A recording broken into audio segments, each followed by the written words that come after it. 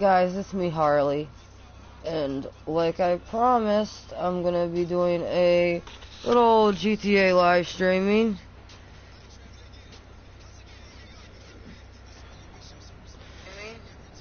And this live stream is probably not gonna be very long, because my husband gets off work soon.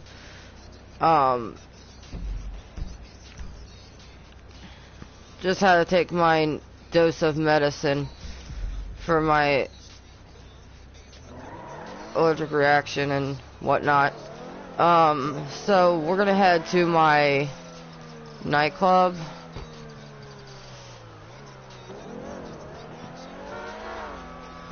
And the reason why I titled this video Everyday Grind is because I really don't do the heist all that often, because a lot of the heists take a lot of freaking prep to do, and not all of them are worth all the prep you have to do. So what I normally do is just, I will get the money up quicker just doing sales out of my nightclub, sales for my MC businesses, or just doing the you know, little missions.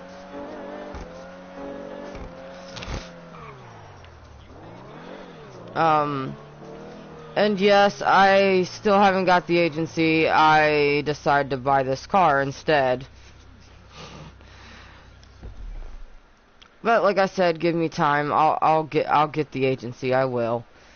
Just gonna take me a little time, because I always end up seeing new cars they add to the game, and then I'm like, ooh, I want that.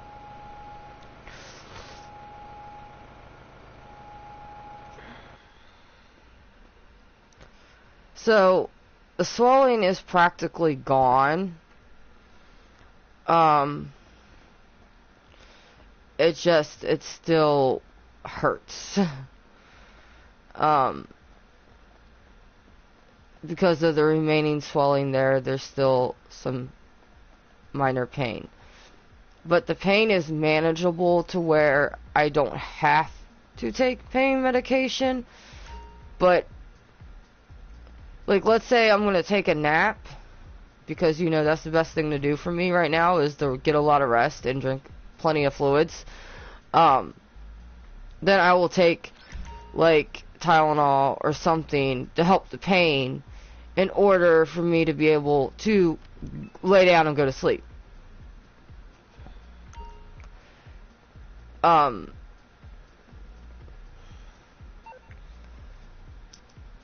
right now, I think that I'm going to need to take some Tylenol, because,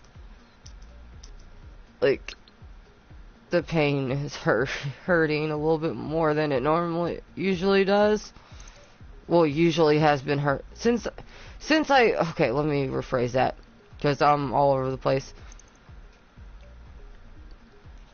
Since the allergic reaction happened, this pain hurts a little bit more than what it did in the beginning. Like, there was massive pain in the beginning, but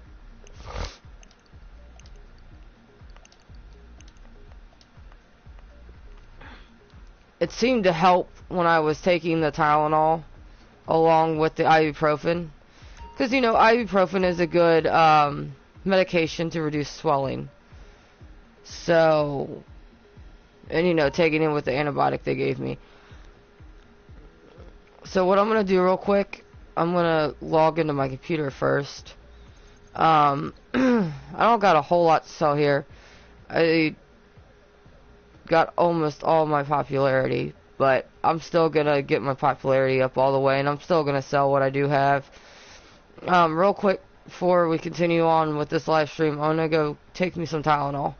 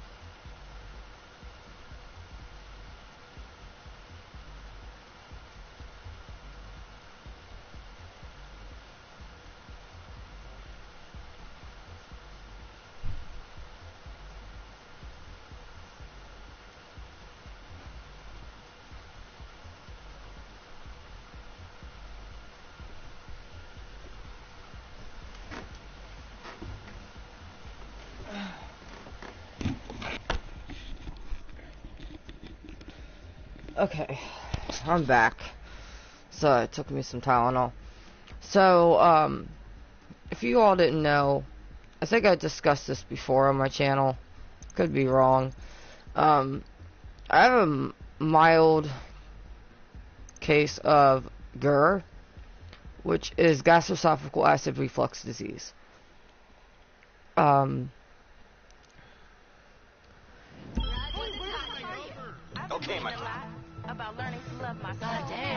It can be passed on to your children if you have any. Not all of them. Sometimes it can skip generations. In this case, it skipped my first two sons and went to my third son, and then it skipped my daughter altogether. Which, my third son is my youngest son, but my daughter is the youngest of all of them.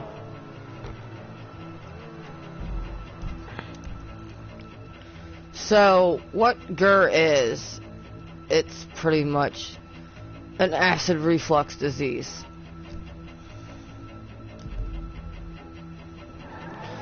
And I have to be careful with certain medications I take, because certain medications can trigger an acid reflux.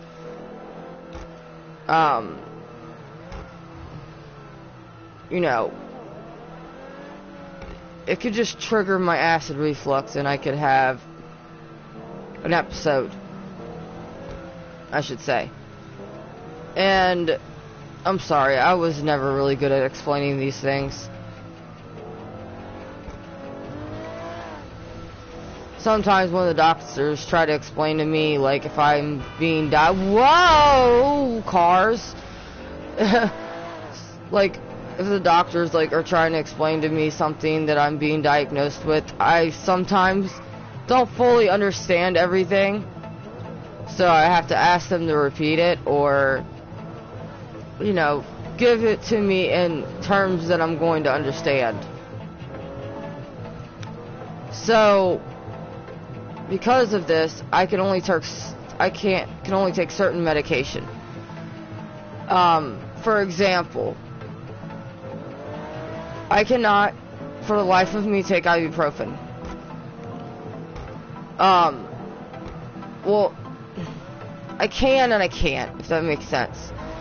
In some situations, sometimes the pill will go down with no problem. But if the pill gets stuck in my esophagus, it can and will irritate my throat, my esophagus, and it can trigger acid reflux episode. And ibuprofen is one of those medications where it's kind of a 50-50% chance of, oh, it's gonna, you know, some days it'll go down and sometimes it won't. Now with Tylenol, I cannot take the extra strength pills at all. I cannot take the small ones either. Basically, if I'm going to take any kind of Tylenol, it has to be liquid. Period. Liquid pain reliever, or liquid, you know, fever reducer, it's gotta be liquid. I cannot take any kind of Tylenol without it getting stuck. And, you know, this, you know, can happen to people for many reasons. It's not just, you know, because they have gastroesophageal acid reflux disease. It could be because as you age, your esophagus can get smaller, it can shrink. And in some cases, you have to have surgery to get your esophagus stretched back out to where you'll be able to swallow whatever you're having a hard time swallowing. Like, I don't have a hard time swallowing food. It's just certain pills I have a hard time swallowing, and then on top of that, if I try to swallow them and they get stuck, then it just, you know, it's a big mess because I'm dealing with more than one situation. So, I stay away from Tylenol altogether. If it's not liquid, I'm not taking it. I can't swallow muscle relaxers. And this is the one where I have to watch the truck's health. Great. So like muscle relaxers, nope. I can't even take the smallest one. Like the other day, and I'm telling you right now, I do not condone this. Don't follow in my footsteps. This is what I'm about to say. Don't follow in my footsteps. So, I was in so much pain, and it was because, you know, of my allergic reaction to whatever I fucking ate that I shockingly didn't know I was allergic to. Like, I got a Jimmy Dean's breakfast bowl, which is something I always ate. But I don't think I ever ate this one. I ate the biscuits and gravy one. I ate the bacon one, but I don't think I ever actually ate the 3 meat one. Well, I ate it, and apparently there was some kind of food, some kind of food in there, or ingredient that they used to make it, that made me swell up like a freaking brisket. And it only brought me back to, oh my god, I just had an allergic reaction to whatever was in this damn thing. I need to stay as far away from these damn bowls as possible. Well, that one to be specific. So I sat there and I told my husband, I was like, you know what, I'm only going to eat the sausage and gravy one and the bacon one, because I've never had an allergic reaction to those. 3 meat one, you want to get it for you and Nessie, that's perfectly fine. But I'm not touching it. So, I was in a lot of pain. I mean, it was only like the second or maybe third day of me being swollen and in pain. And, you know, in the early stages, the pain is horrible. So, of course, because, you know, I can only take liquid Tylenol, I was taking liquid Tylenol pain reliever, but it's also a fever reducer because I was also running a fever with it. So, the Tylenol was helping my fever. It was minimizing the pain a little bit, but not to the point where I could, you know, like, I couldn't even play Fortnite. I couldn't play GTA. I couldn't play Hasamuku. I couldn't play anything. Like, the first couple of days, I couldn't even put my headphones on my head, and I just got these headphones, and I'm like, no! So, I'm sitting here trying to play Fortnite with my husband without headphones. He's not wearing his headphones. Like, the way we have it set up, his PlayStation is in our bedroom, and my PlayStation is in the living room. And we got these 2 little doors between us that were literally screaming at each other through, like, there's a person to the right, teammates to the left behind the tree. And we soon found out that it was impossible to play Fortnite without headphones. GTA was a little bit easier playing without headphones, because, you know, we really don't go into public lobbies with other players because we fuss with our MTU settings to where me and him load into a lobby by ourselves. So, played GTA for a little while. When I say a little while, I only played for like 10 minutes and had to get out of the game because I was in so much pain.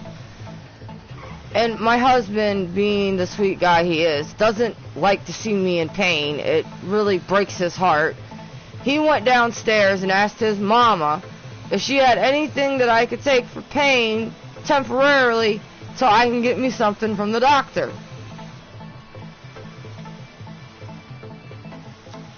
And she, God bless her heart, gave me a muscle relaxer. So, oh yeah, I gotta take it into the garage. Duh. I don't know what the hell I was doing. So, he brings me the pill, and he's like, here it is. I was like, okay, that's really small. That's, like, tiny. I should be able to swallow this. This shouldn't give me a problem. Well, what do you know? It gave me a fucking problem and didn't go down. It got stuck in my esophagus, and I'm sitting here like, I can breathe. Okay, corks are gonna pop. And most of the time, in a situation where if a pill gets stuck and you can still breathe and you're not like heaving and coughing a whole lot, then your best bet is to try to get it to go down by drinking water, eating a cracker, or even just like laying down will help ease it and help it go down. Well, I drank water. It wouldn't go down. And just because this didn't help me doesn't mean it's not going to help other people. Everybody's different. I tried drinking water. The moment I took a drink of water, the water came right back up. I'm like, okay, the water's not working. It's like, I know I shouldn't try this, but I'm going to. So I decided to try eating a cracker. A saltine. That came right back up too. I'm like, well, that's not working. So then I decided to lay down on the bed. It still wouldn't go down. I'm like, and by this point I'm freaking out like, okay, this pill is not going down. It's being freaking stubborn as hell. What the hell am I supposed to do? So, this is when I learned what works for me. I literally came in here, sat in my chair, and just waited. And I, swallowed a couple of times without drinking anything, without eating anything. And a couple swallows, I would say maybe 3 or 4, the pill went down. I'm like, oh, okay.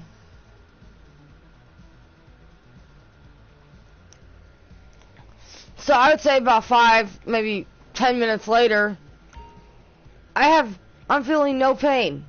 None whatsoever. And it felt amazing. I wasn't feeling any pain. I was able to play the game. I was able to put my headphones on. But that didn't last very long. I'd say I was able to play Fortnite for maybe an hour at most, and the pain came right back. And I'm like, I've taken muscle relaxers before. My doctor has prescribed them to me before. When somehow I managed to pull a muscle in my face.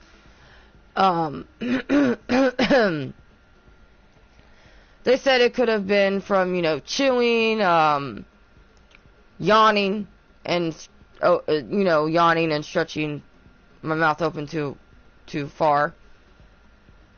Please don't put your guys' mind in the gutters. Please, I beg of you. And the muscle relaxers worked perfectly for me then. And it was this, his mom was taking the same muscle relaxers that I was prescribed when that happened. So I didn't understand why it only worked for like an hour and then it stopped. And then I asked him, what's the milligram? And he's like, I don't know, I can go downstairs and ask her. Find out the milligrams they gave me was a lot stronger than what she gave me. And that's why it only lasted an hour. When I got it from my doctor, it was 600 milligrams. Hers was only 400. And the 600 milligrams stayed in my... I only had to take one pill. Was it? Well, it was supposed to take 2 pills twice a day for however many days.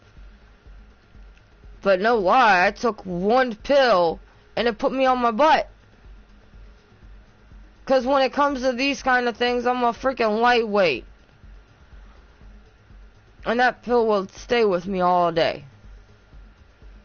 I wouldn't feel pain all day.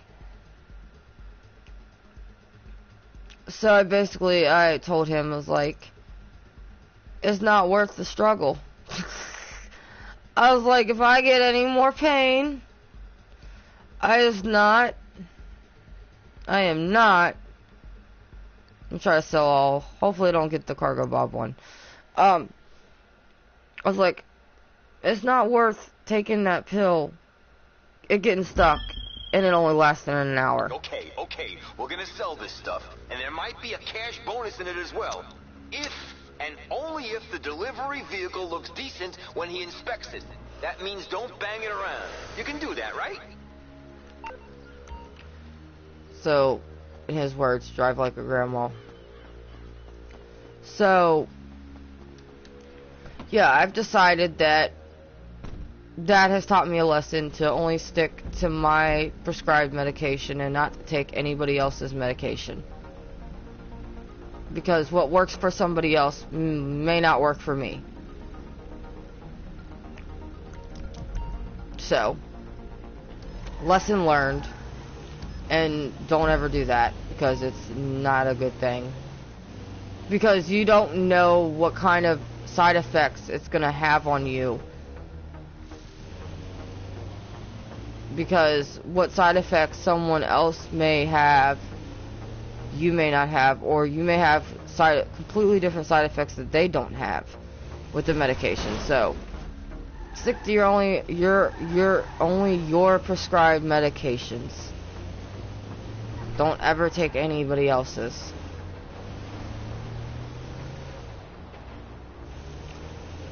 So yeah. So the liquid Tylenol that I'm taking, it reduces the pain a little bit, but it doesn't completely take it away, if that makes any sense. And in my situation, ibuprofen has never really been a good pill for me to take for pain. It's always been a good pill for me to take to reduce swelling when I have it. But other than taking it for pain medication, it's never worked out for me.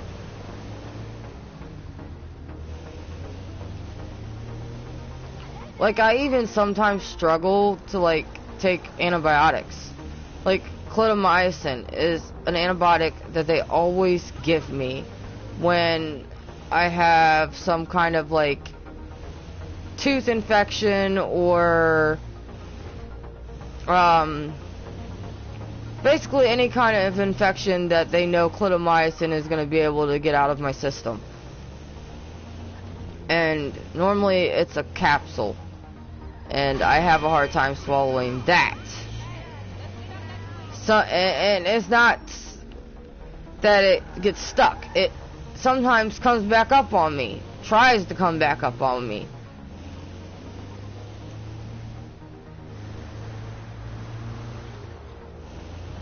And not to mention, because of what flavor this Tylenol is, it's warming honey. And we all know what heat can do to swelling. It can sometimes trigger it to swell back up. So I basically have to take the ibuprofen to kind of counteract what the Tylenol could possibly do to the swelling. So basically I'm taking one thing to help one thing, but it's also gonna possibly worsen another. And then I'm taking another pill to fix the problem that is gonna worsen, or possibly could worsen. Yeah, so tell me that's not ass backwards.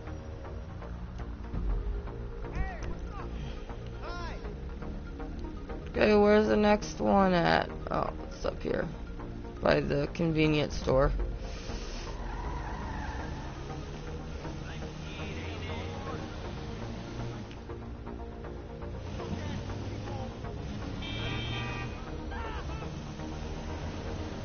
So yeah, not being able to swallow certain medications because they get stuck or they try to come back up on me is one major issue I've been having here lately. So I need to schedule a doctor's appointment so my doctor can take a look at my freaking esophagus and my throat, all that fun jazz, to see if my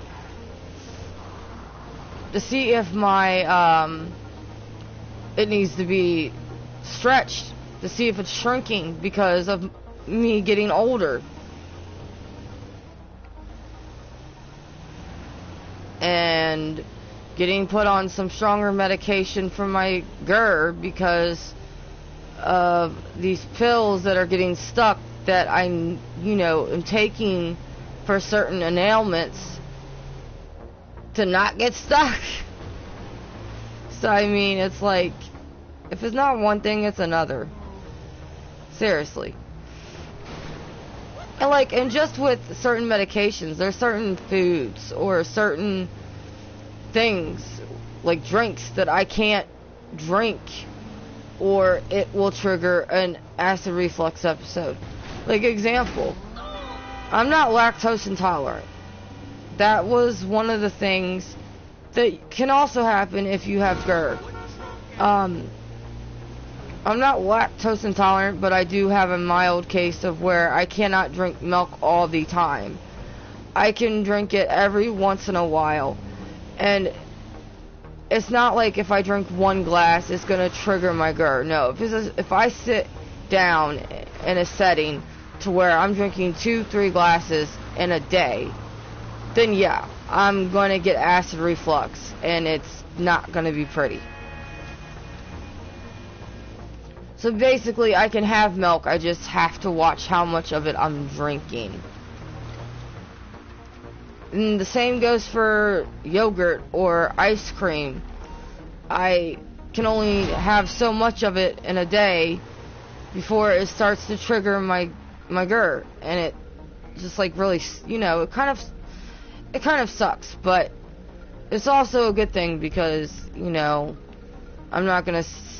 I'm not gonna be able to, sit and eat a whole tub of ice cream, which will put a lot of weight on me.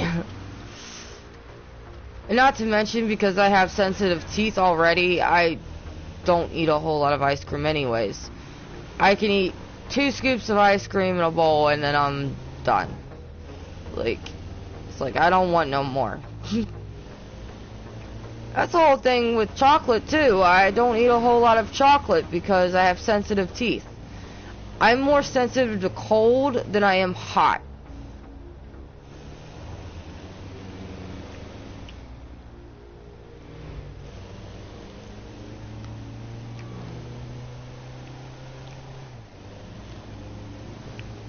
The one food that I can eat a lot of without it triggering my GERD is spicy. Spicy food is my favorite kind of food, and I'm telling you right now, if I wasn't able to eat that, I probably would cry. That's why I say I have a mild case, because there are people out there that have GERD and their cases are more serious and they can't eat a whole lot at all.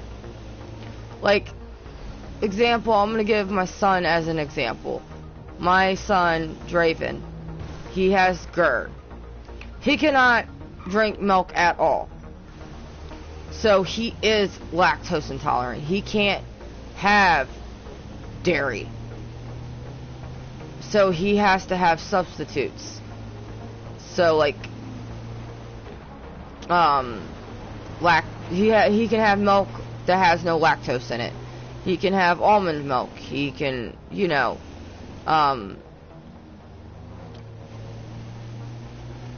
And ice cream, he has to have ice cream that isn't made with dairy. It's a lot.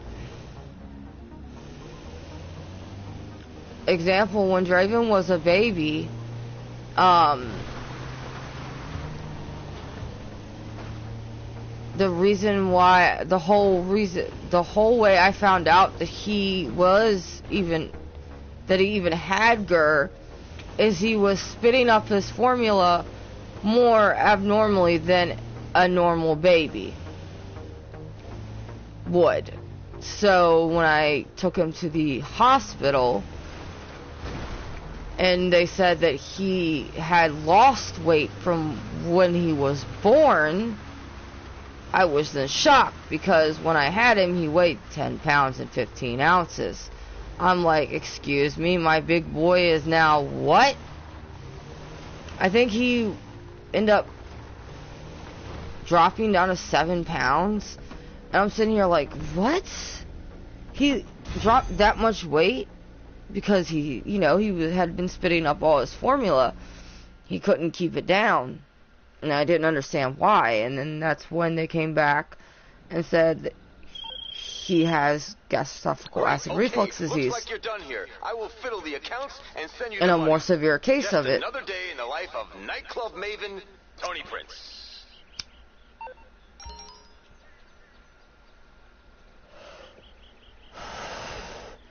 There is only 3 people in my family that has GER. And that is my biological father and me and my son, Draven. Oh yeah, I gotta go to main road. I can't call my car from here. It doesn't spawn on the dirt road. It won't spawn on a dirt road. And it was never one of those cases where I blamed my dad for any of it. I mean, he inherited it from his parents.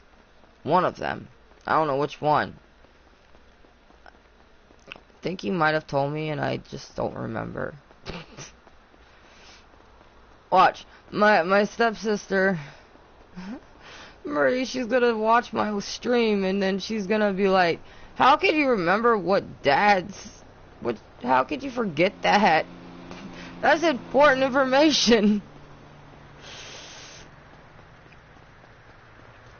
But,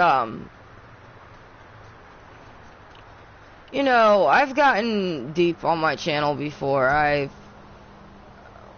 my other channel, I got pretty deep on my other channel about my past and all the bullshit I've gone through from childhood all the way up until adulthood, until now. Those videos were unfortunately never transferred to this channel. They were deleted.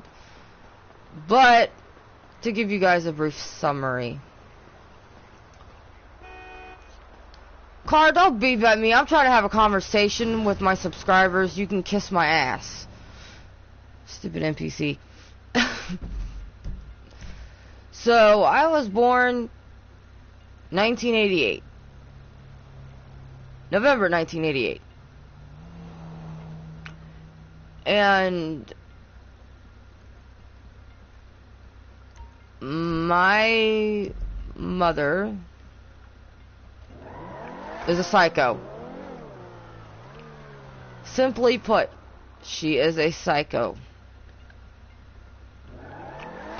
So, she had me with my biological father, which is now my stepsister's stepdad.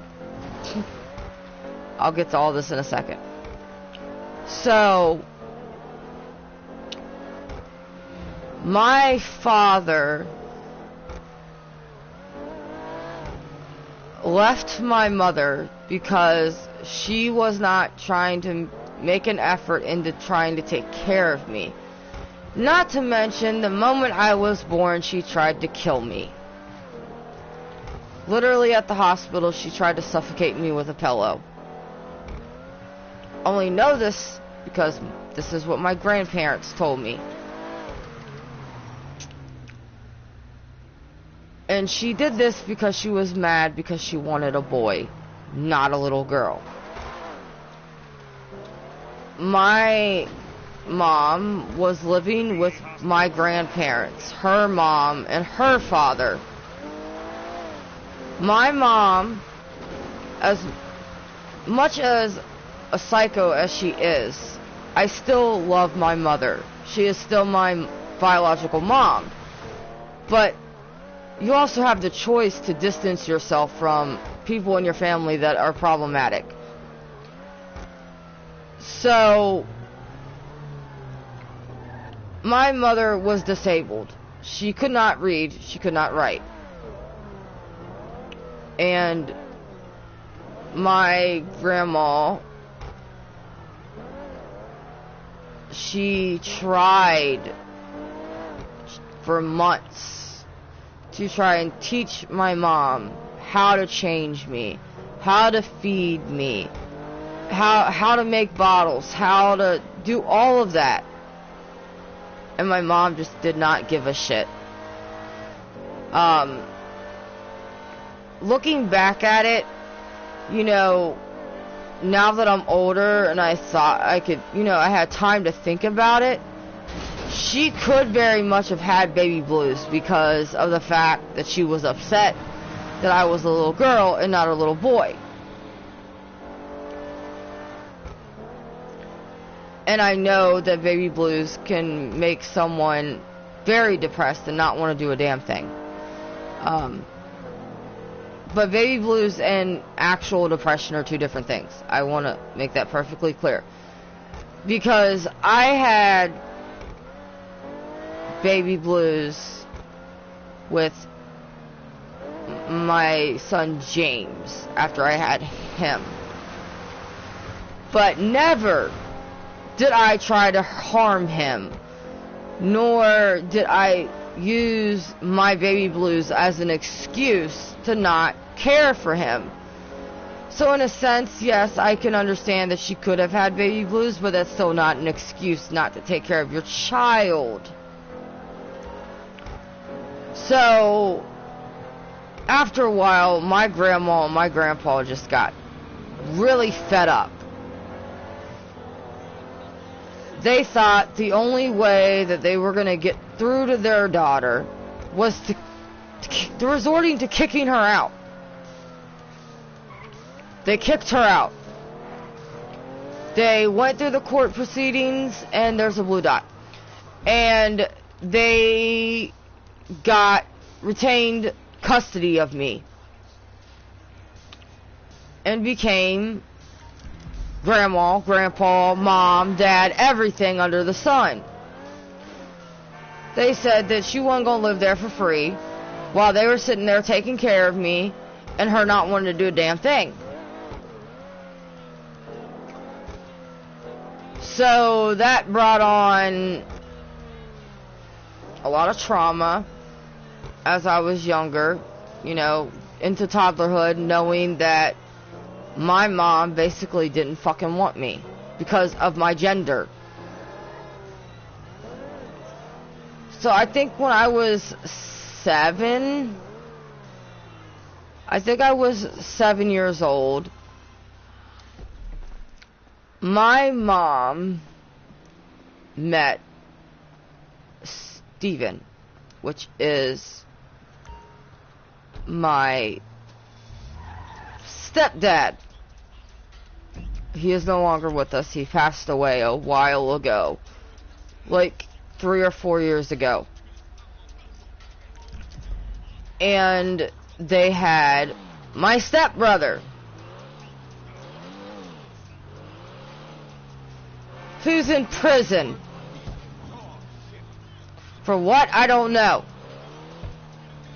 But the moment he said he was in prison, I knew, no. You may be my stepbrother, I may love you, but you are someone that I need to cut out of my life immediately. Because through my teenagehood, I've been to 2020. I've been to jail. And I know what I've been told when I, was going through everything I was going through and trying to change myself and be a better person, that it's not going to help hanging around people that are doing illegal stuff to progress yourself and to better yourself. So, knowing that my stepbrother is in prison, I want nothing to do with him. I don't care what the fuck you in there for. I've got my kids and my husband and my family, like my stepsister, my brother-in-law, my mother-in-law, my dad, the list goes on, my family, my friends to worry about, that aren't out there doing illegal things.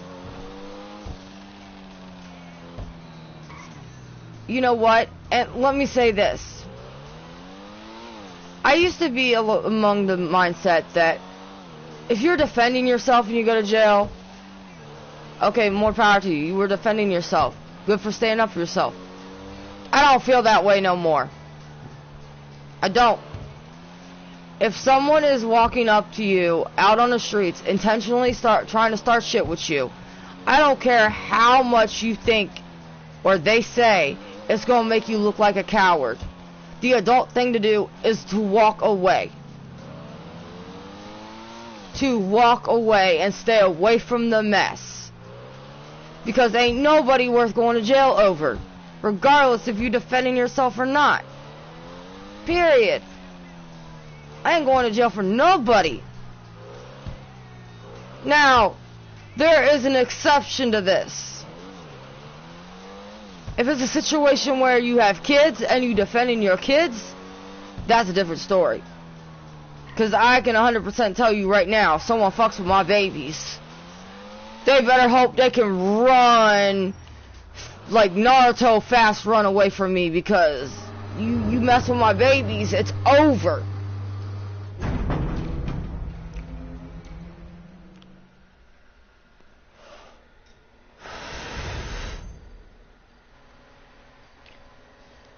My kids are the only people that I will ever go to jail for. If I'm defending them, that's different. Because they are defenseless, they can't defend themselves. And not to mention, my oldest is almost 15. I do not want him getting into some kind of mess and going to jail. Period. So if he knows that if he gets someone's trying to start shit with him, he's supposed to come get his mommy and his daddy. Period. But anyways, so my mom met my stepbrother's dad. They had him. And best believe when I found out, it was a big slap in the face. Because, oh, she finally got what she wanted. She got a little boy. Now she wants to have something to do with me. Like, really? It took you to have a little boy to want to have any kind of relationship with your little girl? No, fuck that. I told my grandma and my grandpa straight up, I wanted nothing to do with her. And by this time, I was maybe 10, maybe 11, no. I was about 7, because it was a year later. Sorry, I sound like Harley. It was a year later that my grandpa passed away due to cancer.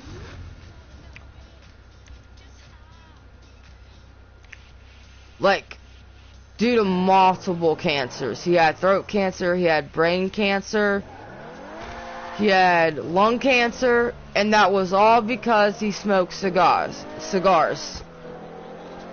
He never smoked cigarettes in his life, but he always was smoking cigars or smoking out of a pipe. And I'm not gonna sugarcoat it. Smoking cigarettes, smoking cigars, they're both harmful to your body. No one is more harmful than the other. They're both harmful. And, you know, I know that's the me calling the pot kettle black, or however you say that phrase. You guys know what I'm talking about. Because I smoke cigarettes. And that has a lot to do with the fact of all the trauma that I went through and me finding cigarettes as a coping mechanism. And to this day, I still smoke cigarettes. When I get into a stressful situation, when I'm feel like I'm getting ready to have an anxiety attack, that's what I do. I light a cigarette because it's the only way that I know how to cope. That's the only way I knew how to cope since I was 15. So, it's not healthy, I know. But hopefully me telling my story and me explaining all the bullshit I went through will help you guys not go, not do the same things that I did. So, then I decided that I wanted to see my mom one last time. By this time, I was like 10 or 11, and I only wanted to see her because of my brother, my stepbrother. And that was the worst mistake that I could ever make. She literally full on trapped me in a closet and wouldn't let me leave. Would not let me leave.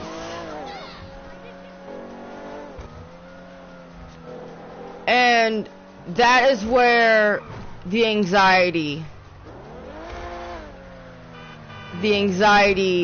and the depression came from.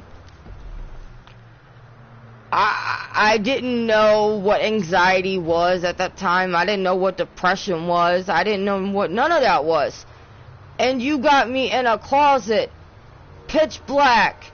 I can't see nothing. And it's a very small, confined space. So, what do you think happened? I had a freaking anxiety attack in the fucking closet at the age of 11. Even though I didn't know what the hell it was because I was scared. But she don't understand why she was deemed unfit to take care of me.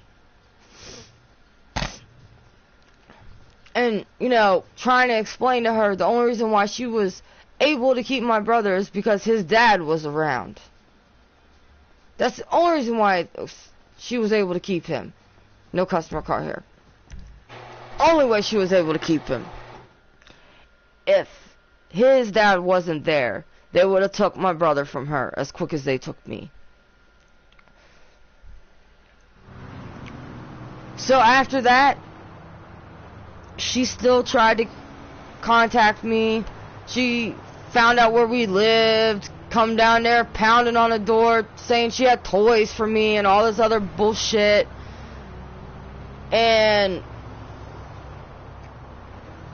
that went on till I'd say till I was about 13, and then out of nowhere it just stopped.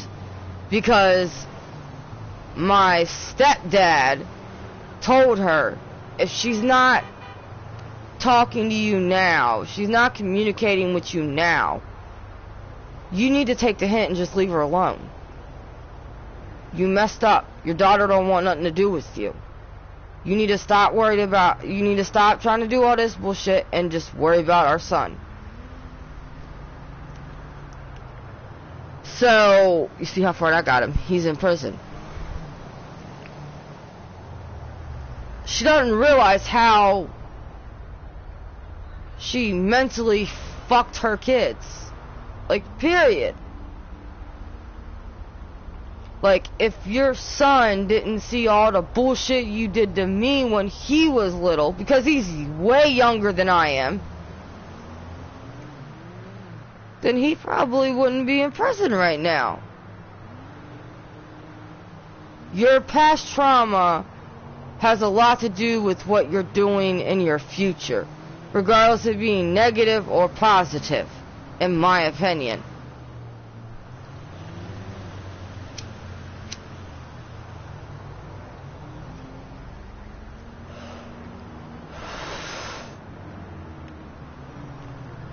So we're gonna fast forward by a lot to when I was 15, when I met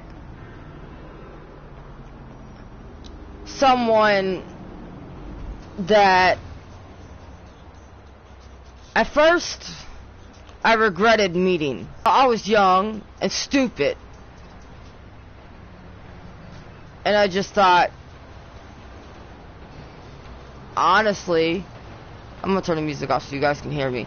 Honestly thought, you know, because of what happened, they fucking hated me. I'm gonna drive up to my arcade so I can get my money out of my safe before I head to my bunker. So, I honestly thought they hated me. Oh wait, no, I want to go to my office first, actually. Oops. Yep, I can't drive. See, I told you, my ADD, my concentration is horrible. Like, I can't do more than one thing at once without wrecking. So, I met someone by the name of Mallory. I'm not giving out no last names. I don't feel like, no. I don't believe in doxing. I don't believe in all that shit. So, I met Mallory. And at that time, you know, I thought that I was bi. And she was 13. And I was 15. So, you know, not like I was doing anything wrong. So, she was my actual first legitimate girlfriend. And I'm not ashamed to say that.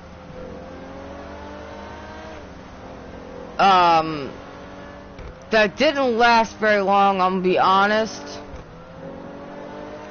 So, in our relationship, we didn't care if we also dated a guy. I mean, we were young. We weren't being serious or anything like that. We were, you know. So, this is around the time that I met my son's biological father, which he's an asshole. And she was dating him, and I was dating his friend, which I still talk to him. His friend, which his nickname's Ace. Everybody calls him Ace. And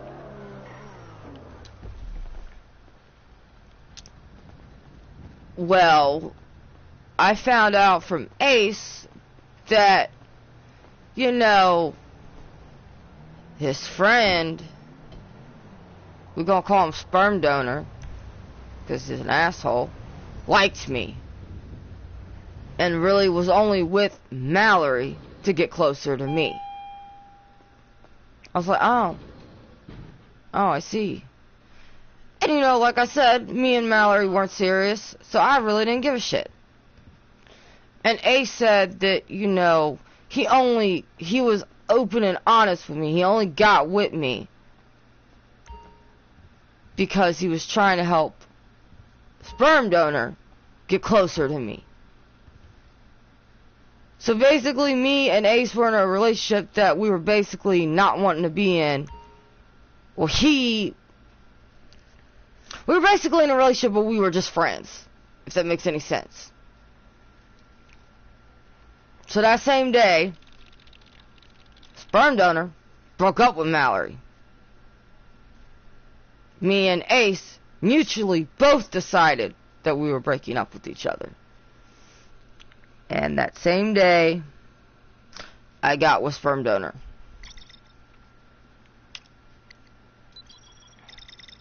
Now, I'm be honest. The first 3 years were fine. They were great. Until I got pregnant with our first son. Now, he never denied our first son. Never did. Never denied Chris. But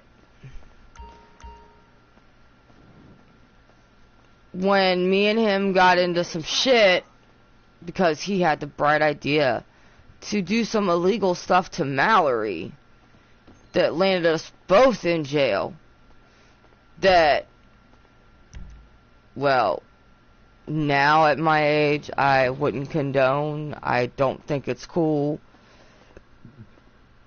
And it's really just disgusting.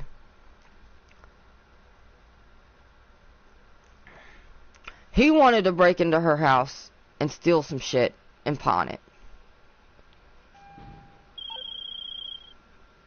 I've sent the collection point to your GPS.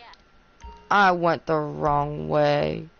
I wanted to exit to ground. I already have a car outside.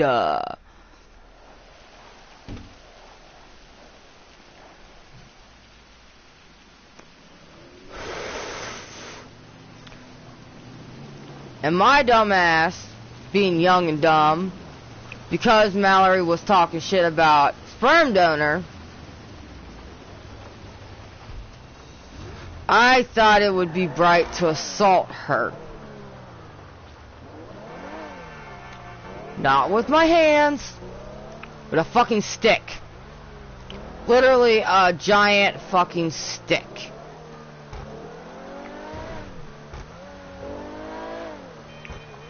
I regret what I did to Mallory. I regret ever putting my hands on her. I regret ever going along with whatever sperm donor said as far as breaking into her house.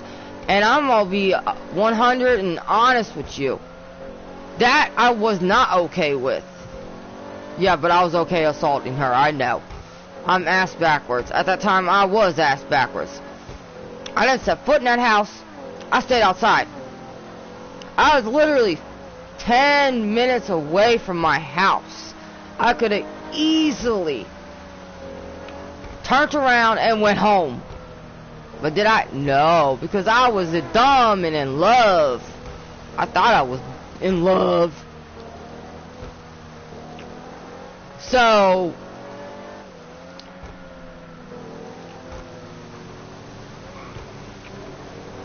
it took them 8 months. 8 months to find me. They found sperm donor and the other two that were involved ASAP. The reason why I'm not saying the other two names is because I don't talk to them no more, and I'm not about to put them out there like that. I will talk about sperm donor because guess what? My story, my experience. I'm mentioning Mallory because I still talk to her on Facebook. So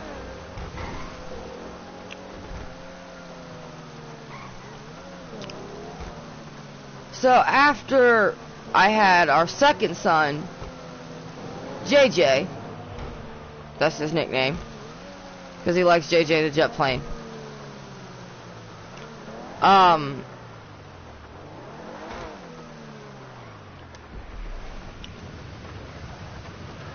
Okay, is anything sus gonna happen?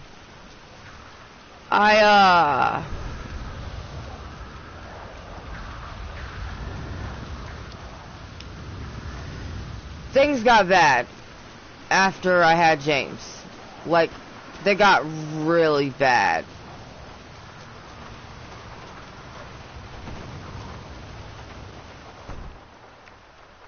It started off with the emotional abuse. It went from emotional abuse to mental abuse. From mental abuse the physical abuse. I don't know how many times he put knives to my throat. He's choke slammed me. He's done full-on wrestling moves on my ass. And at the time, I was itty-bitty. Like, I'm still itty-bitty. I'm still short as hell. Stupid vagos. But back then, I was only about... $1.25 and 5'3", 5'2", 5'3", one of the two. So he was literally beating the hell out of me. And that went on for the last 2 years of our relationship. The last time he did it, I finally stood up for myself, and enough was enough. I had enough of it. I literally kicked him in his no-no square, packed my shit up, and left. Also, that same night, I called the cops on him. He went to jail. And his mommy got him out the very next morning on house arrest. But then he soon went to prison because him catching another charge was a violation of his probation.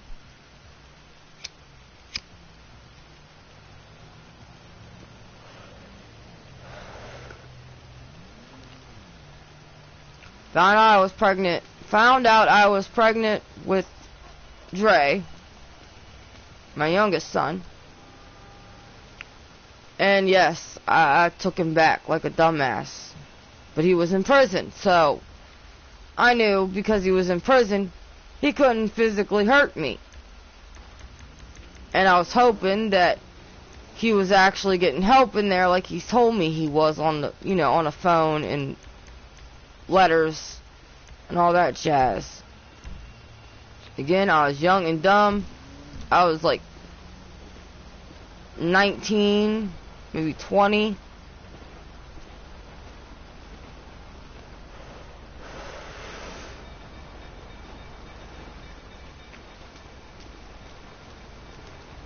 Until I went to go visit him at prison, and he started doubting Draven. He started accusing me of cheating. And that was the last straw right there. I literally got up in the middle of the visitation and told him, fuck you. I'm tired of you treating me like garbage. You're treating me like garbage and you're in prison. I was like, how do I got time to fucking cheat on you? I'm taking care of 3 kids by myself. Well, yeah, technically 3 kids, even though Draven was still in my womb, but it's like I'm taking care of 3 kids by myself. How the fuck do I got time to cheat? And not to mention, I've always been a faithful person. Yeah, hell, I left Mallory for him, but me and Mallory had been together for almost 3-4 months before that happened. And I never cheated on her. We were open book. We told each other everything. We were best friends. And so I've always been the faithful one. I've always been the one that's been cheated on. Period. Before he got locked up, he was cheating on me left and right. With his other baby mama, with... Hell, he probably cheating on me with hoes on the street. But he wants to accuse me of shit that he's always been caught doing. And I wasn't about to have it. So I left his ass. I moved out of his mama's house and went right back to my grandma.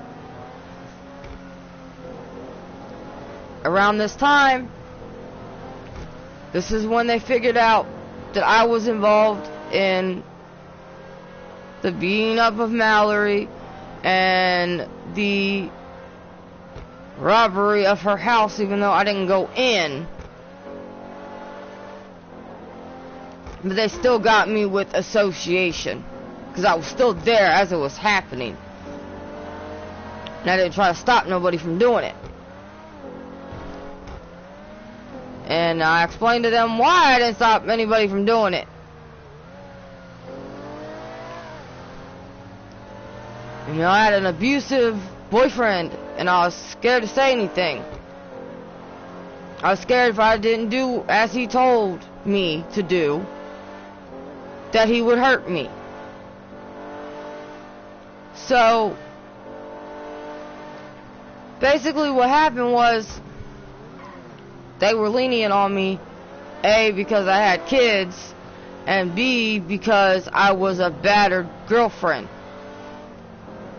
At that time, there's a thing called common law marriage, where if you've been with your partner over 5 years, or at least 5 years, by common law, you're all married. So technically I was a battered wife, because me and him have been together for 5 years. So, I got put on probation. No jail time, just probation. Went through probation with flying colors. And that's when I met Joker. Or as you guys know him as Joker, but his real name is Corey. But you guys know his name's Corey too. He said his real name in recorded videos before we came up with the whole Harley and Joker thing, like 4 years ago. And he got me out of that rough spot. He showed me what real love is. He showed me what a real father looks like. And he stepped up and took care of kids, and is still taking care of kids that aren't biologically his. Plus taking care of his biological daughter. And the funny thing about it is, my current husband is younger than my last one. Sperm donor is a year older than me. He is 5 years older than Joker. And Joker has his head on straighter than his.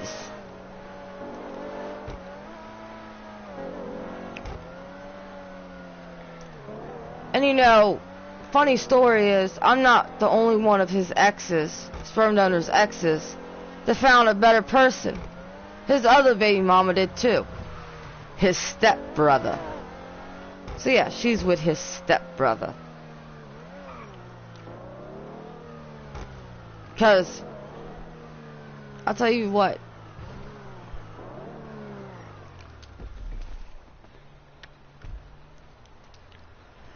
And you know what? This man is with somebody else that has kids. He's taking care of kids that aren't his, but he can't even take care of his own damn kids. Now tell me how pitiful that is. Oh, you can take care of kids that you have no biological tie to. No biological tie to at all. But then you have 3 little boys and 1 little girl out here that you don't even talk to, you don't even see, you don't even do nothing for. I'm sorry, if I was him, I wouldn't be able to sleep at night knowing that I have actual biological kids out there that I don't do anything for. Like, seriously. And the funny thing is, when he got out of prison, when he was released, and he was living in the same apartment complex as me and Joker, he had ample opportunity to try and restore some kind of relationship with his kids. Never tried.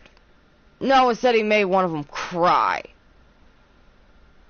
Because our oldest, I'm going to say mine and Joker's oldest, said hi to him. And he completely ignored him. So what do you think Chris did? He ran straight to Joker and asked him for a hug and asked him to pick him up because his real daddy didn't want to say anything to him.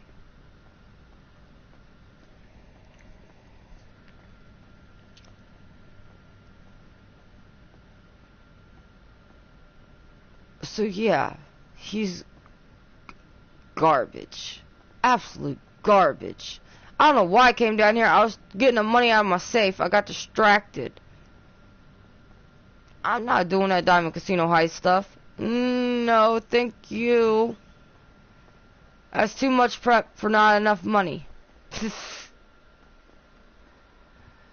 So, even then,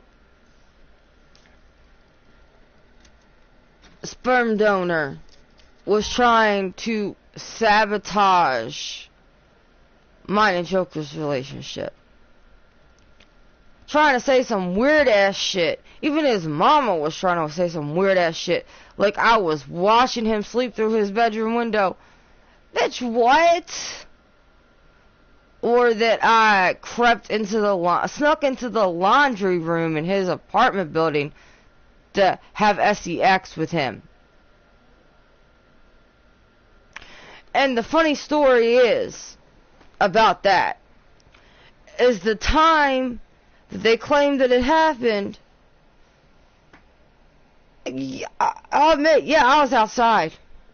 But outside of my apartment building, sitting outside with what my daughter, when she was, at the time, 6 months old, in her bouncer, with my friend Amy and Raymond. But then apparently I was also in the building that they live in the laundry room with her son. How the hell can I be at two places at once?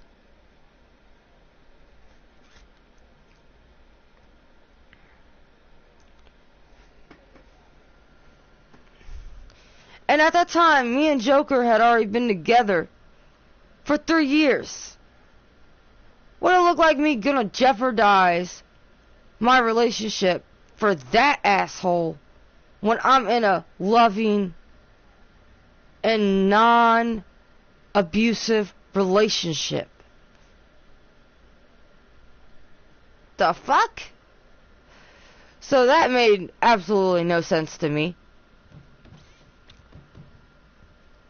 So when he realized the sabotage shit wasn't working, he then threatened to beat Joker's ass.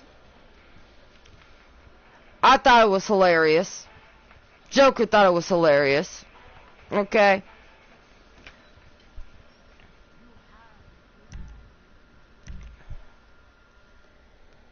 So,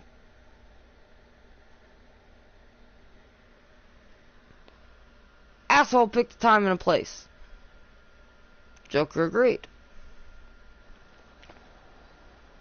I decided that I was gonna go with Joker. We left our daughter with his mom, which is her grandma. No lie.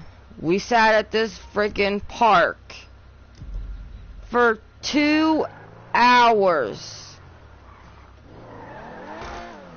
We got there about 30 minutes early than we were supposed to be there. So we sat up there for 2 hours. waiting on him to show up. He never showed up. No, he showed up after we were tired of sitting up there and left. And then he wanted to come on Facebook and lie and say, oh, that he whooped my husband's ass. There was no ass whooping happening because you didn't show up until after we left. You waited to show up late so you could try to make a story up to say that he didn't show up. When in reality we did. And we had proof too, because we took pictures down there. And I screenshotted the time the pictures were taken. The moment I posted those pictures of us at that park and the screenshots of the times the pictures were taken, he deleted his post. Blocked me and Joker both. Because we exposed his ass.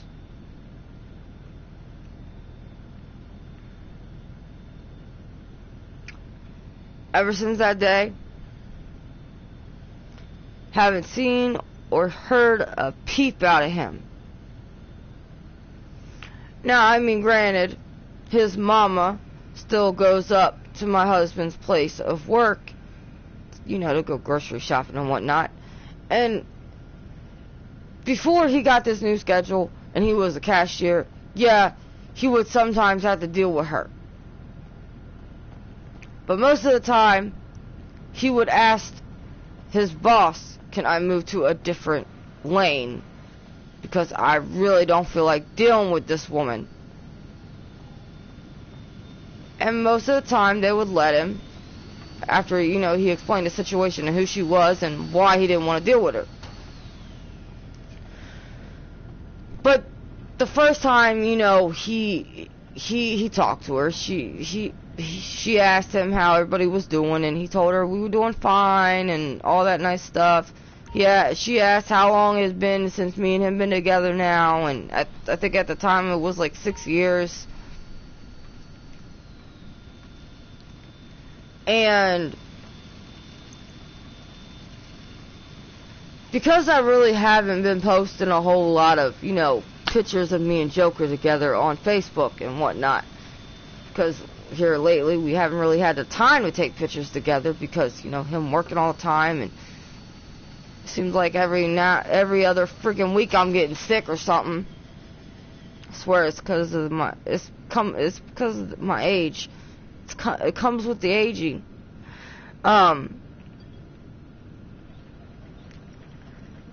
She didn't know if we were still together or not. So the last time she was up there, she asked him, you know, she said my real name. She said, you and Christine still together? He said, yeah. It's been 13 years, and he walked away. And that's all he said. Because that's all she needed to know. That's all she needed to know. Me and Joker started putting 2 and 2 together. And yeah, she probably actually have to go grocery shopping. But there's many different grocery stores that she could choose to go to. This may be an assumption, we don't know, but we assume that she goes to the one he works at because her son's asking her to keep tabs on us. He's waiting for the day that Joker tells her that we're not together no more, so he can try to swoop on in. Guess what? I'll tell you what. And this is my story, and I'm sticking to it. If me and Joker ever split up, hey, best believe it ain't gonna be very long, because we probably gonna end up getting right back together. Or 2, if we actually do split up and we don't get back together, I don't want his raggedy ass I don't want his raggedy ass again. Why would I get back into a relationship with someone that abused me in the first place? only to put my kids through the same trauma they went through before, prior to that. No. So he can hope and pray all he wants that me and Joker are not going to last. But it'll be as of July 24th, me and Joker will be together 14 years. Okay, we've been together this long. If we haven't broken up yet, we ain't breaking up anytime soon. Period. Like, me and him may have our little arguments here and there, and it may cause us to say, well, mainly me, because I am very overdramatic. I am a very emotional person. I show my emotions a lot, and I'm the one that gets overdramatic and always says it's over. And me and Joker have some eyes. It comes down to all the trauma that I've been through. When I get easily hurt by the littlest thing, I over-rationalize and overthink it, and it pushes me to say it's over or it's done. And then that's my way of protecting myself from it ever happening again. And I realize that going about things like that is unhealthy, and I need to try to communicate better with him and talking things out instead of just jumping to saying it's over right away. So, relationships aren't perfect. They aren't. And not all relationships are healthy, and not all relationships are unhealthy. But in this case, in the relationship that I'm currently in, it is a healthy, loving relationship. And we just have disagreements and arguments like any other normal couple.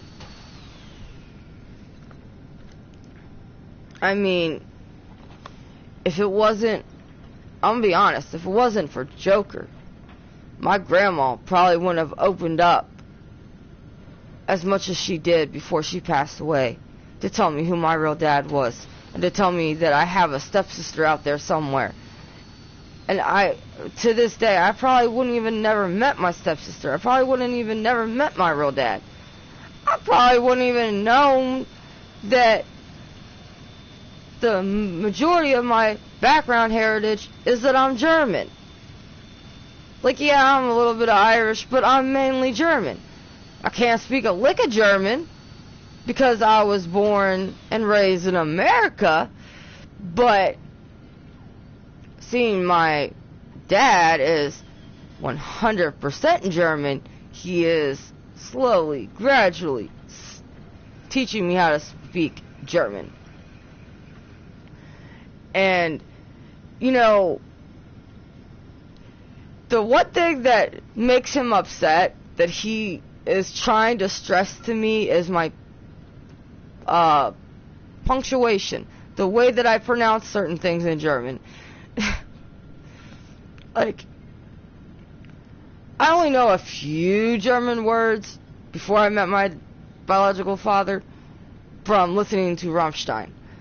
Like, du hast. Du hast means I hate. You hate, I hate. One of the two. I know that my stepsister is going to correct me in my comments and be like, no, it means this, if I'm wrong.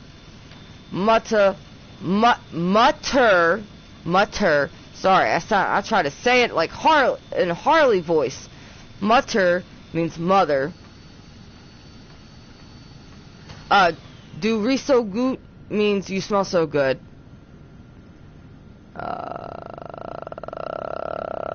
Trying to think. Guten Tag means good morning. I think wunderbar means wonderful. I could be wrong on that. But yeah, I know a few words in German. But gradually, I'll know more. I really don't I'm only learning German because it is my background, it is my heritage, and my father does know how to speak English, but his English is not that great. So, another reason why I want to learn German is because I want to be able to actually communicate with my father in German without having to try to guess what he's trying to explain to me in English. Like, he knows how to say words in English, don't get me wrong. His problem is structuring words into sentences to where it makes sense, if that makes any sense.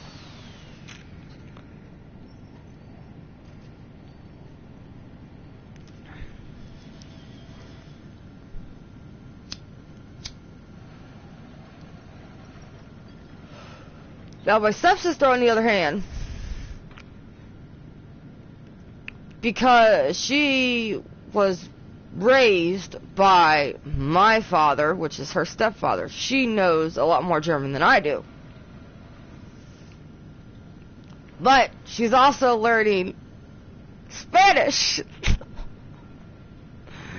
because her fiance speaks Spanish. He speaks Puerto Rican. He is Puerto Rican, and you know, it's a fun process for her. I only know one word in Spanish, and that's punta, and that means bitch.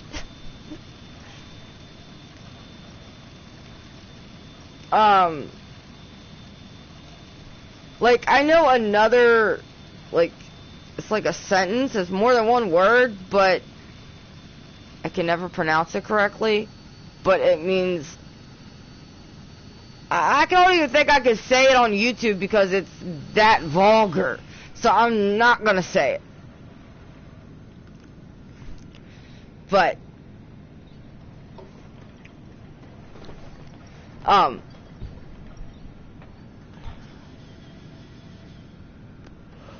yeah.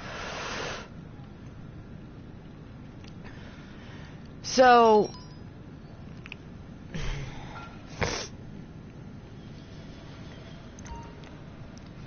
I'm going to try to resupply my bunker by myself, which never goes well.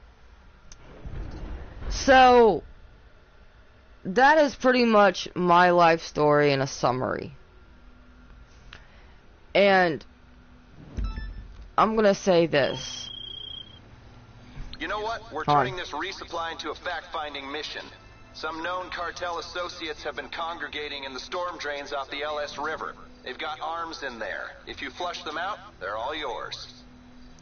Okay, so I need a gun with a flashlight on it. Okay, does my bull-up have... Yes, it has a flashlight. I can't remember how to turn on my flashlight, though. Oh, okay, it's on. I want to have it on prior before going into this damn tunnel. So, what I think you guys should take away from my little life story here is don't make the same mistakes I made.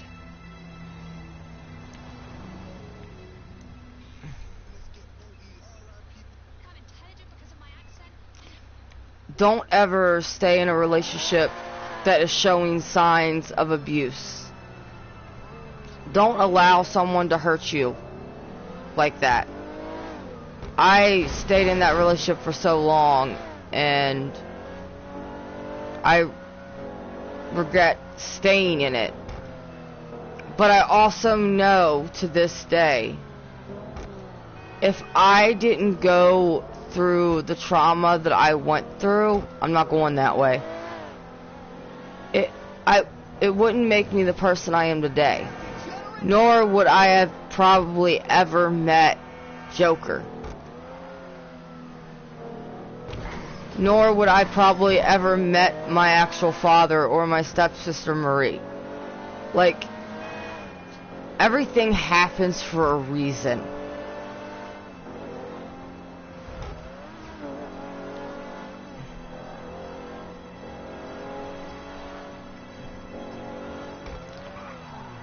And that's just one of those things that, you know,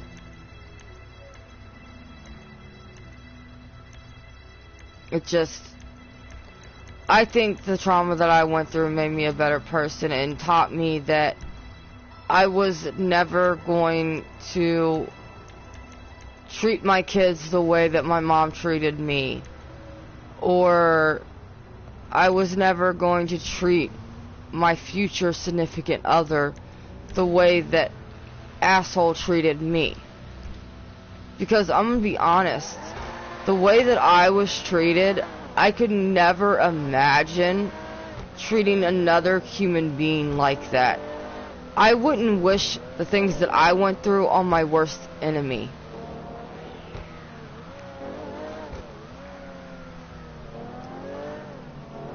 And that's period.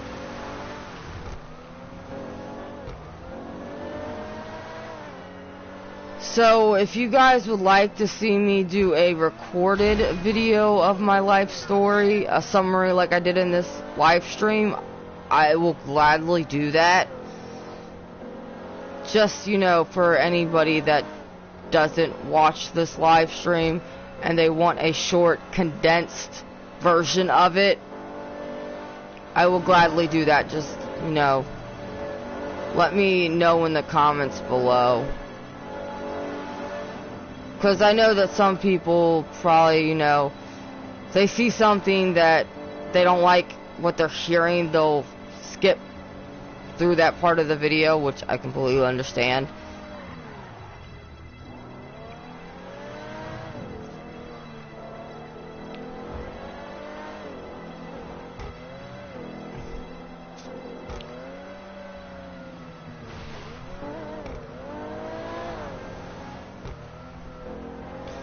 I mean, if I'm gonna be honest too,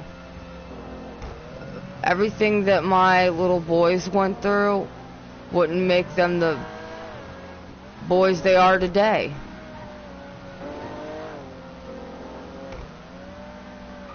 Like my little boys, they're the sweetest little boys ever. They will never treat someone the way that their father treated me. My oldest son, Chris, he always tells, Joker, Corey, whatever you want to call him. If you want to call him by his real name, you can call him by Corey. If you want to call him by Joker, you can call him by Joker. He always tells him that I'm so glad that my mommy met you, because you're the best thing that could ever happen to her. And like you're the best thing that could ever happen to her, you're the best thing that could ever happen to me and my siblings. Because now we have a great father that actually cares. This is my 14-year-old saying this. And let me put something in perspective. My 14-year-old is a big mama's boy. He's always been that way.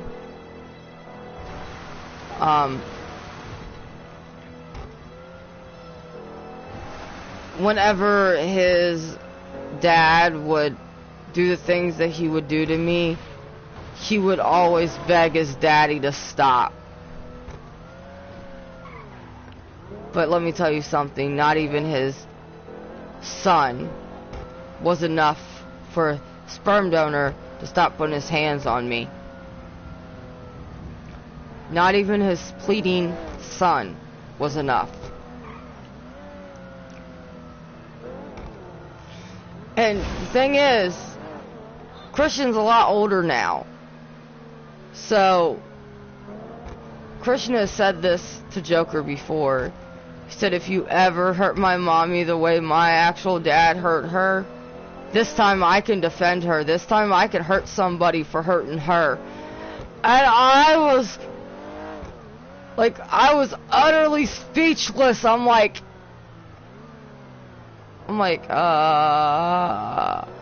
And Joker, without skipping a beat, he said, I would never imagine hurting your mom like that.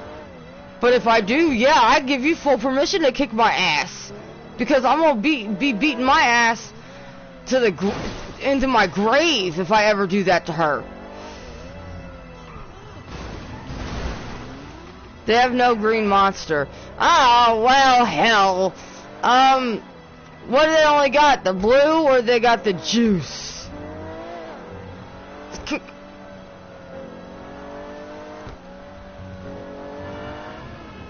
Like, there's been so many times that Joker wishes that he would have actually shown up at that park that night, because he still wants to kick the living shit out of him for the way he treated me, but, you know. Sperm donors too scared of Joker. I would be too if I was him. You got a freaking 6'2.5" giant coming after you.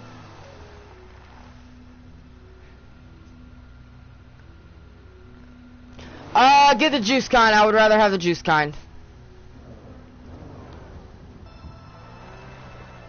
I guess you're gonna be on your way home soon, Puddin'? Okay, so... Yep, I gotta go this way. Okay, my flashlight's on. Am I going the wrong way? Oh no, this tunnel down here. Oops. God.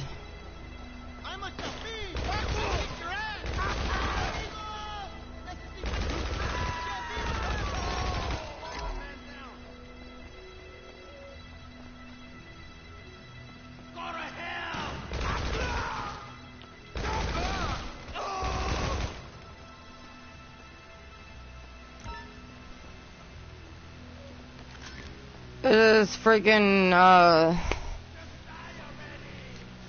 damn, I can't even remember their damn names. Can't even remember the gang's name. Ain't that sad? Vagos. Oh, there's a lot of them down there.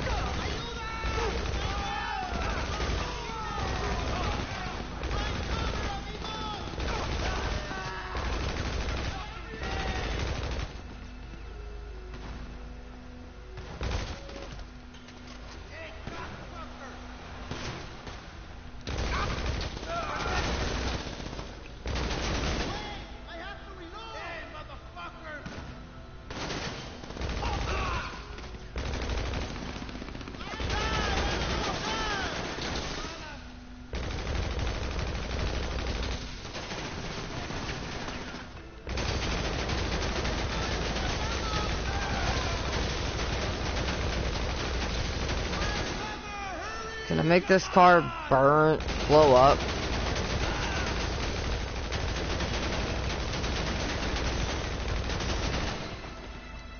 That's literally what I'm trying to do, because they all hide in.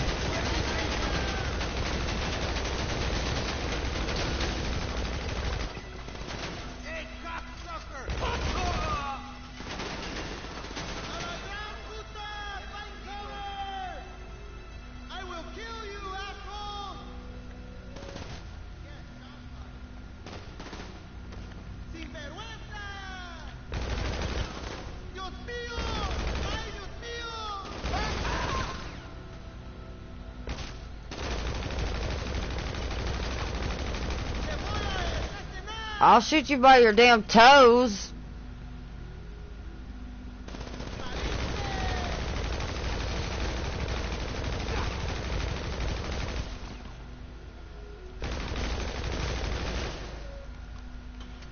Yeah, come over here.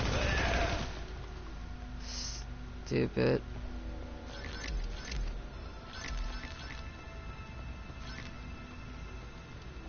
Okay, got the supplies. Trying to pick up all this money, because, well, Harley's broke. Ugh.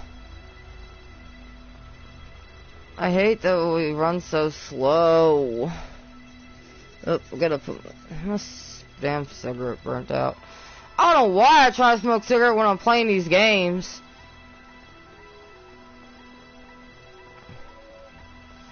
Okay, so basically we gotta get back to my car.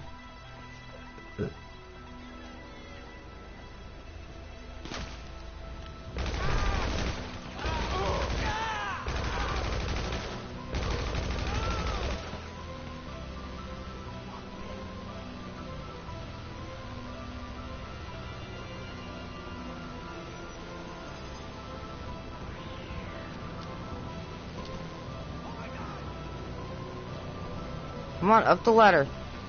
Here they come.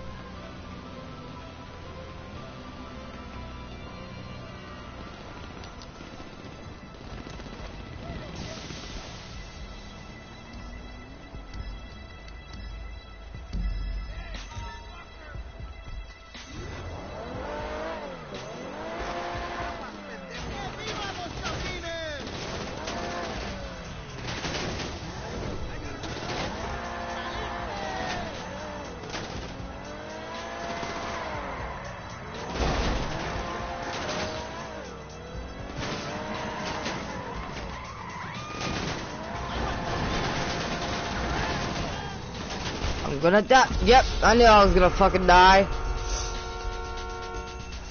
I didn't have no chance to put on any more body armor or nothing.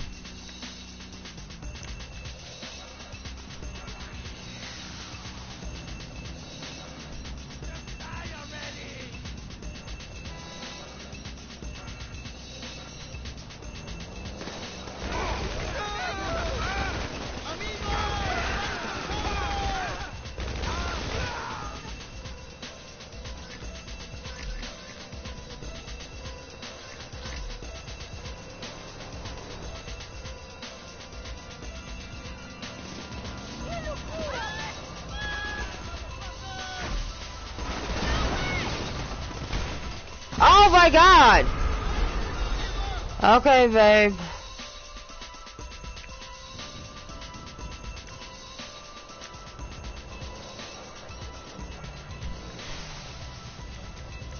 Oh my god.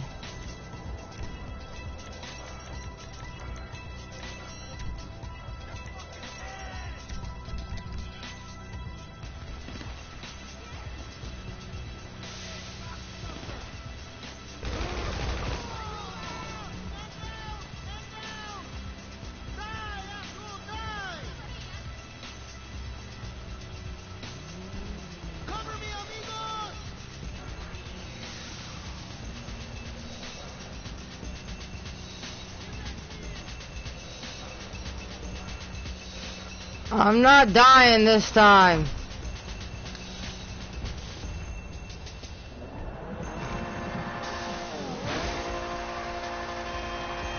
I thought I had bulletproof tires on this. Oh no, I don't. Oh boy.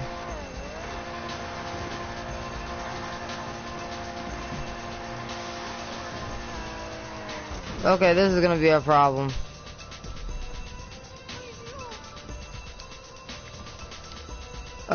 Can I not jump over this? Really?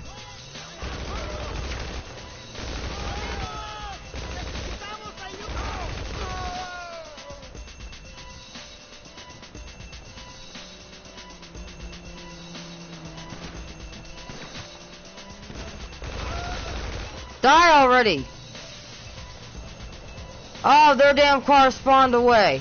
Well, damn.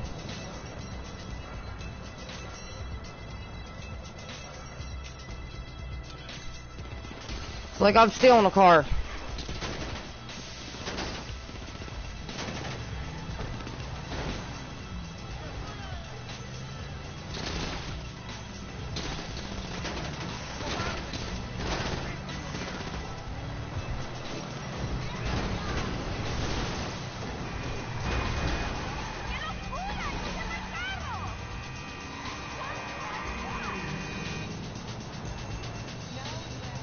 Like, this one's gonna be more durable than the mine.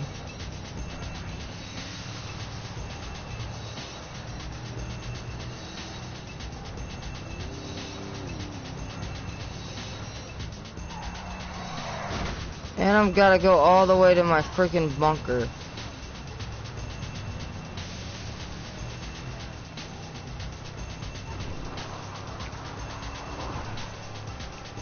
Okay, so before I start the... You stupid! Move! I've only got 12 minutes to get back to my bunker. So I think that before I start the next mission, I'm gonna call a different car. Probably my freaking, Night Shark.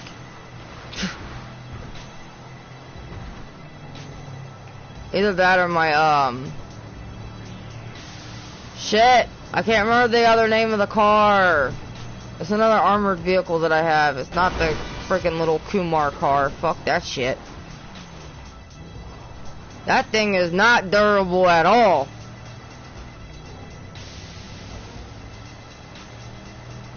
Don't care if it says it's armored or not. That thing instantly blows up.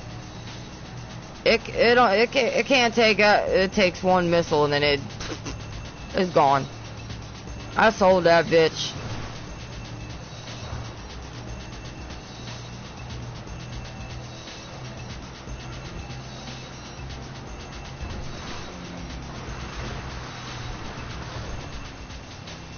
I wasn't even about to keep that piece of garbage.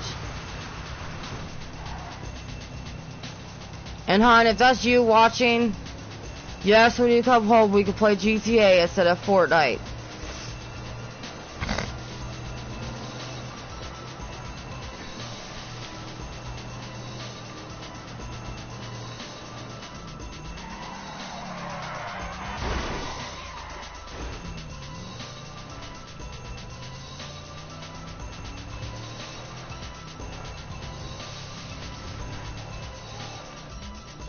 I've been playing him out with the freaking Fortnite a little too much.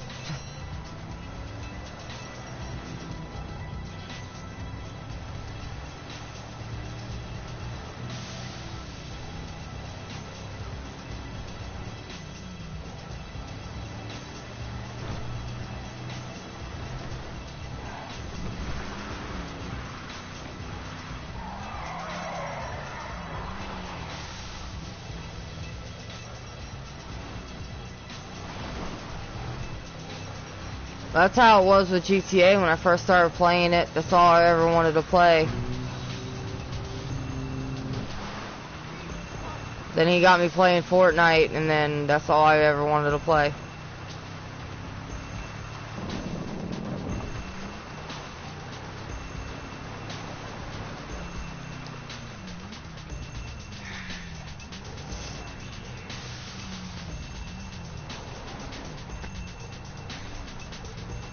I really hate going this way.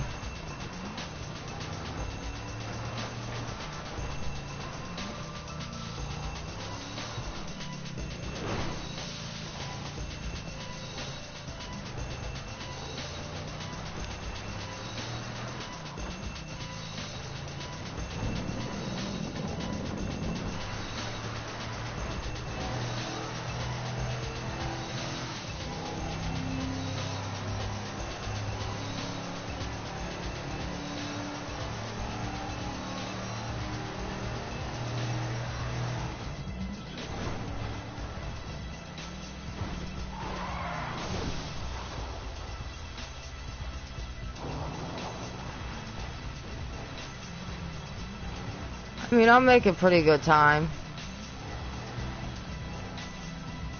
I'm almost there to my bunker, so if I don't make it in the time that I have left, there's something wrong.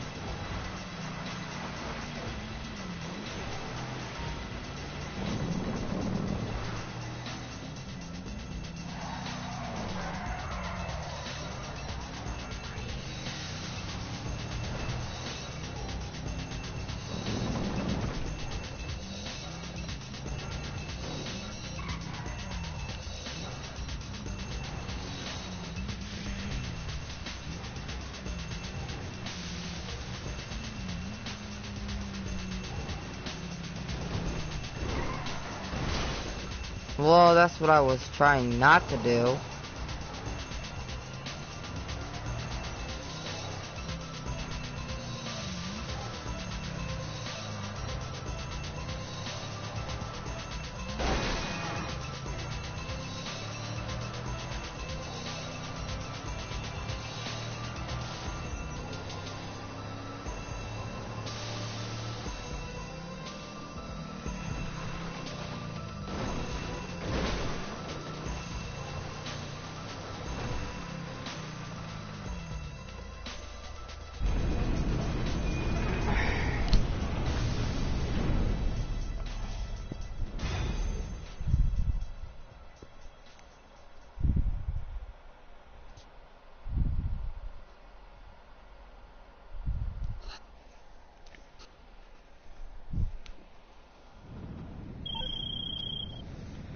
Well done. Now the real work can get started in the lab.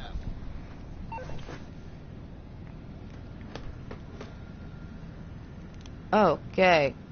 We got here and, like I said before I start another mission,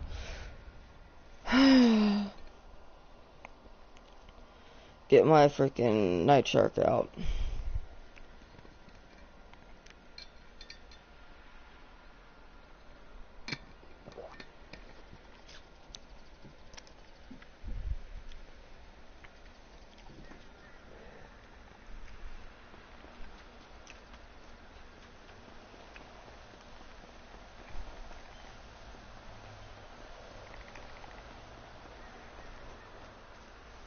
Okay.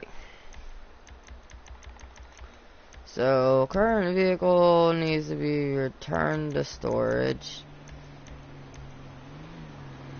Pass it up.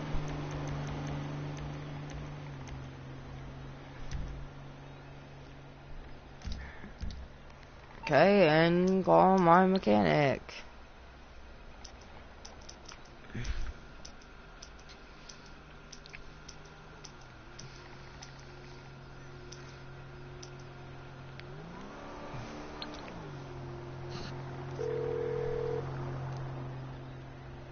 You're through to your garage. You, need me to bring you a ride? I believe my night shark is in my casino. No. Is it in one of my office garages? Oh, it's my insurgent. That's what the other one is. Yep, there it is. I'll bring it by. I'll get back to it then. No, you bring me my damn night shark. What do I pay you for? A fool.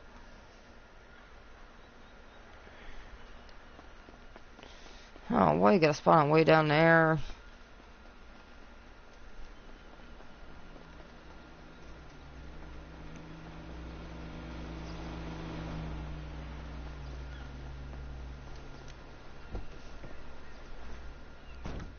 Much more durable.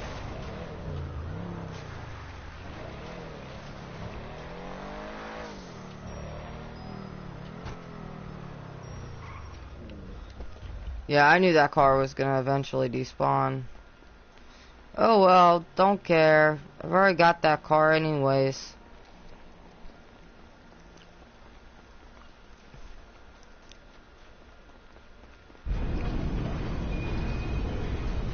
Because I thought that if you had the original baller that you could get, there was some kind of livery you could get on the car.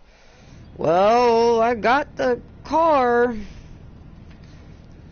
but I can't put the livery on it unless I have to actually purchase it in order to be able to get the livery.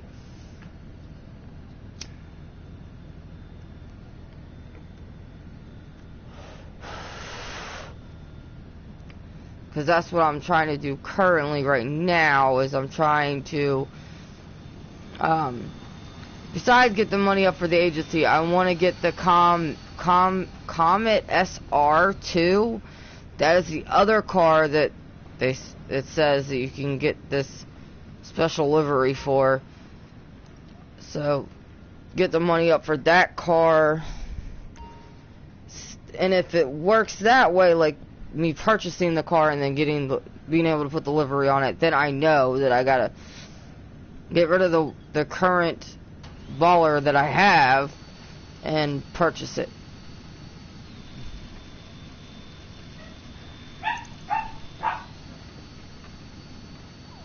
I think my husband's home, so I may not even have time to start one. Start another one. I told you all this live stream wasn't gonna be very long. I mean, I wasn't expecting God Eater to be over 5 hours long.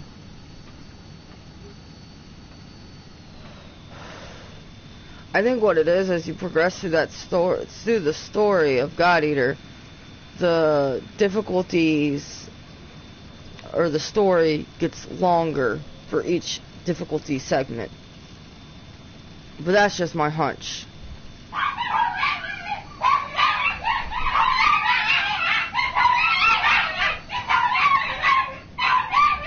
Yep, my husband's home.